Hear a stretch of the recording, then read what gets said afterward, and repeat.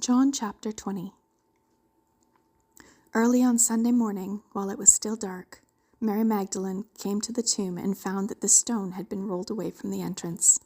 She ran and found Simon Peter and the other disciple, the one whom Jesus loved. She said, "They've taken the Lord's body out of the tomb, and we don't know where they've put him." Peter and the other disciple started out for the tomb. They were both running, but the other disciple outran Peter and reached the tomb first.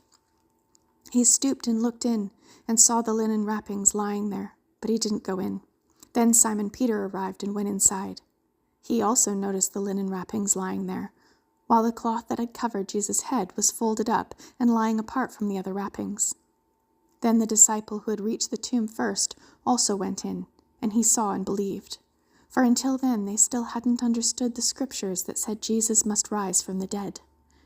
Then they went home. Mary was standing outside the tomb crying, and as she wept, she stooped and looked in. She saw two white-robed angels, one sitting at the head and the other at the foot of the place where the body of Jesus had been lying. "Dear woman, why are you crying?" the angels asked her. "Because they've taken away my Lord," she replied, "and I don't know where they've put him." She turned to leave and saw someone standing there. It was Jesus, but she didn't recognize him. "Dear woman, why are you crying?" Jesus asked her. "Who are you looking for?"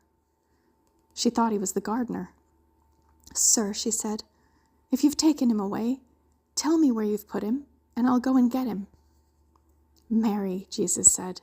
She turned to him and cried out, "Rabboni," which is Hebrew for teacher. "Don't cling to me," Jesus said, "for I haven't yet ascended to the Father.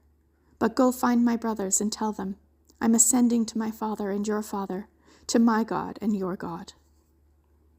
Mary Magdalene found the disciples and told them, "I've seen the Lord."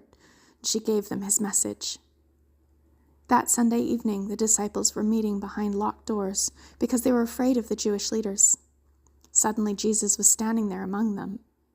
"Peace be with you," he said. As he spoke, he showed them the wounds in his hands and his side. They were filled with joy when they saw the Lord.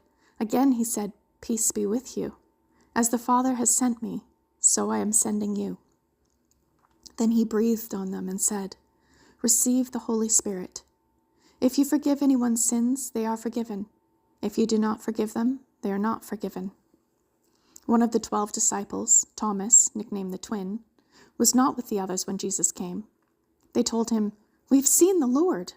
But he replied, "I won't believe it unless I see the nail wounds in his hands, put my fingers into them, and place my hands into the wound in his side."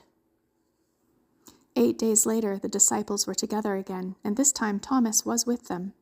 The doors were locked, but suddenly, as before, Jesus was standing among them. "Peace be with you," he said. Then he said to Thomas, "Put your finger here and look at my hands. Put your hand into the wound in my side. Don't be faithless any longer. Believe."